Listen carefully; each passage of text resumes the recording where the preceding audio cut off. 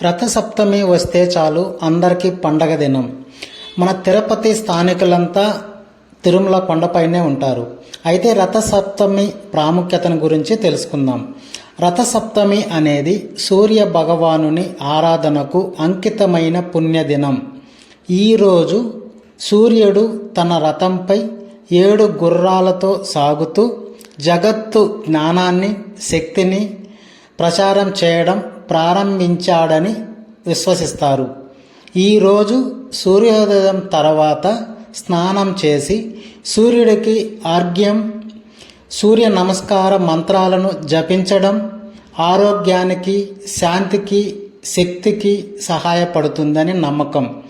రథసప్తమి పుణ్యకాలంలో స్నానం చేస్తే పాపాలు తొలగిపోతాయని శాస్త్రాలు చెబుతున్నాయి.